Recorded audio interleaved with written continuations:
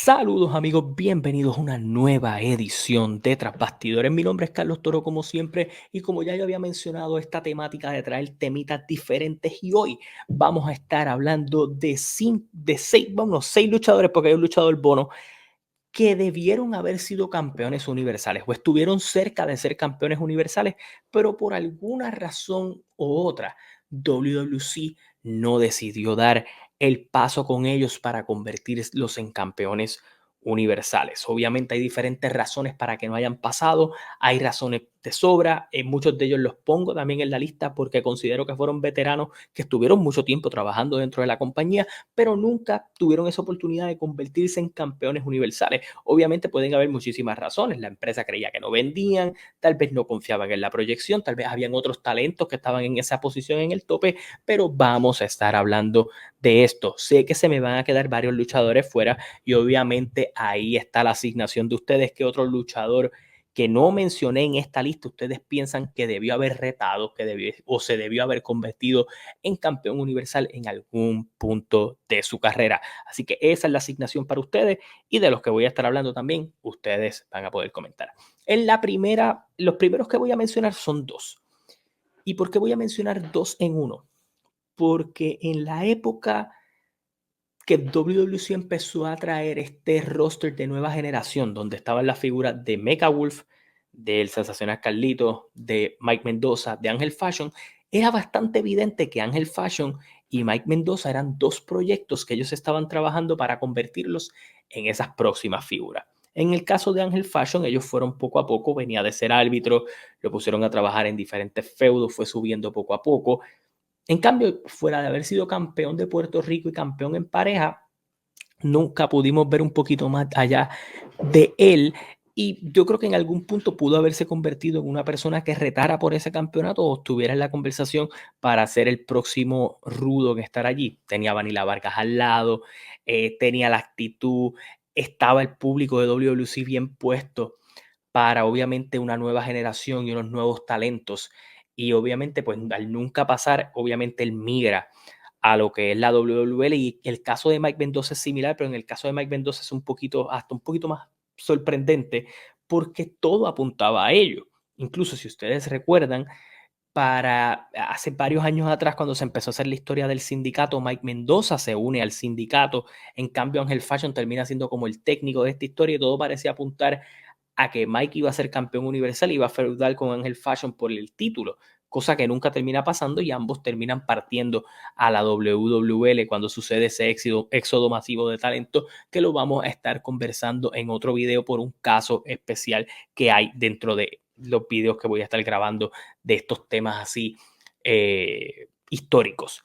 Pero Mike Mendoza, campeón junior completo, campeón de Puerto Rico, campeón en pareja, fue evento estelar en muchísimas ocasiones, trabajó con Cuervo, trabajó con La Revolución, trabajó con todo lo que había que trabajar. En cambio, nunca le dieron esa oportunidad de estar en el tope y yo creo que obviamente el Mike Mendoza de hoy día es completamente diferente a ese Mike Mendoza, pero ya estábamos empezando a ver que había una buena actitud para convertirlo en rudo, para trabajarlo. En cambio, nunca apostaron por él. En la próxima posición tengo que hablar de un veterano de 1000 batallas dentro de WWC. Por supuesto, estoy hablando de Rico Suave.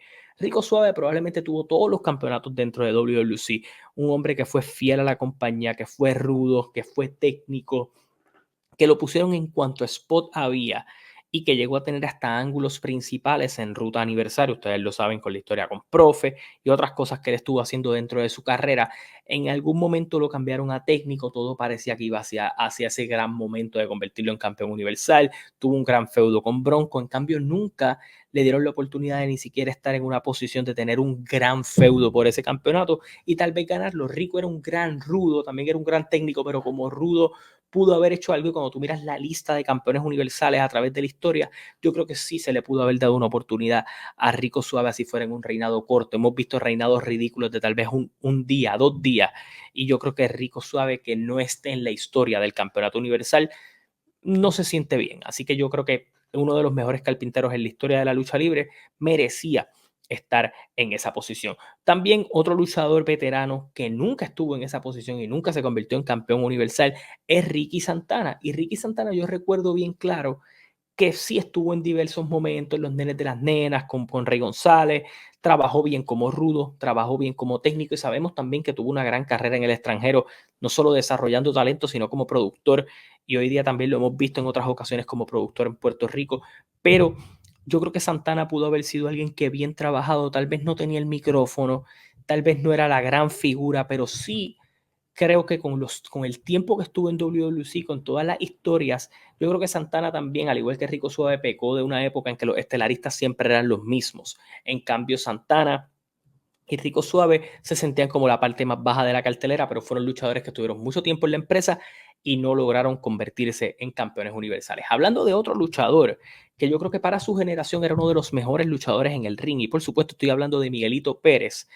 En esa época se sentía que tanto Huracán como Miguel y TNT, los boricuas, iban a ser alguien que iban a destacar dentro de la división. Vimos a un Miguel Pérez tener grandes corridas en Japón, en México, en Puerto Rico, eventualmente en Estados Unidos, pero Miguel Pérez en Puerto Rico sí logró destacar como pareja, como el Caribbean Express, sí lograron hacer varias cosas, pero WWC nunca apostó a que el hijo de Huracán Castillo y el hijo de Miguel Pérez, padre, tuvieran ese spot con toda la historia legendaria que tenían detrás. Miguel Pérez, con la capacidad en el ring que tenía, su gran problema tal vez era el micrófono, y yo creo que por ese problema de no saber, de que en las promos se notaba nervioso, algo que mucho más adelante con lo del Focus Focus fue soltando más allá, nunca pudo agarrar el toro por los cuernos para poderse convertir en campeón universal dentro de WWC. Obviamente llegó a retar por el campeonato, llegó a tener campeón de Puerto Rico, llegó a ser campeón en pareja, pero nunca ganó el campeonato universal. Ahora, obviamente voy a hablar de dos casos un poquito más recientes. Tengo que hablar de uno que tal vez este es un caso personal mío y tal vez aquí me voy a exponer yo en decir, tal vez no lo debía ganar, pero sí creo que una oportunidad por dicho campeonato podía ser una gran historia. Y por supuesto estoy hablando de Tommy Diablo. Tommy Diablo, probablemente la persona que más veces ha sido campeón junior completo, ha sido campeón de Puerto Rico, campeón del Caribe, campeón en pareja, ha hecho todos los roles y tal vez no es un tipo que tenga un super micrófono, pero sabía defenderse, sabía hacer sus promotes rudos, sabía generar hate, sabía trabajar grandes luchas y yo creo que una historia en donde el último campeonato que le faltara fuera el campeonato universal hubiera funcionado porque ya estábamos viendo un cambio generacional en algún punto en donde los Cuervos de la Vida, los Mike Mendoza, los Ángel Fashion, los Mecha Wolf y otros luchadores también estaban empezando a tocar el tope de la montaña. Chicano, BJ. Yo creo que Tommy Diablo pudo haber sido alguien que contendiera por ese campeonato universal en algún cierto punto. Al contrario, siempre se sintió como alguien de la parte baja o parte mediana de la cartelera y nunca se le dio la oportunidad de estar en esa posición a pesar del éxito que tuvo tanto en IWA como en WWC. Ahora, voy a hablar de uno de los casos más extraños de todos, porque, y voy a explicar las analogías que voy a hacer. BJ se sentía como una estrella que ellos estaban construyendo, al final del día apostaron por hacerlo campeón universal. Noriega, una persona que también apostaron para convertirlo en campeón universal. La amenaza a Bryan, alguien que apostaron, lo convirtieron en campeón universal. Eh, de la misma manera, aunque fue poco tiempo, Carlos Bellito Calderón lo construyeron, fue campeón universal. Y dentro de los que no fueron campeones universales, que ya mencioné a Mike Mendoza y mencioné a Ángel Fashion y mencioné a Miguel Pérez y a todos los demás que he mencionado, el más extraño de todos, o de los más extraños de todos, para mí es que el sensacional Carlitos en aquel entonces, hoy día conocido como Star Roger, nunca fue campeón universal. Y esto es bien loco porque era una persona que sabía trabajar las luchas, que fue campeón en pareja, que tuvo casi todos los campeonatos, que me recuerdo que para el año que el Invader regresa y se enfrenta a Gilbert, el sensacional Carlito fue parte primordial de que eso sucediera y fue la persona que en algún punto unificó los campeonatos del Caribe y de Puerto Rico. Así que de alguna manera u otra, el sensacional Carlito siempre estuvo en grandes spots para tener grandes luchas. Feudó con Chavo Guerrero, Orlando Colón, todas las figuras estaban allí, era un babyface natural para estar allí y hay que recordar que de las pocas oportunidades que tuvo por el campeonato universal fue en un regreso mucho más adelante para enfrentarse a Mecha Wolf, cosa que no logró conseguir y de la misma manera se enfrentó a otras figuras pero nunca logró conseguir el campeonato universal y para mí eso fue más que sorprendente porque cuando mirabas el roster de aquella época y con la gente que pudo haber trabajado para convertirse en campeón universal, en aquel entonces hacía mucha falta que alguien como él que venía desarrollándose poco a poco,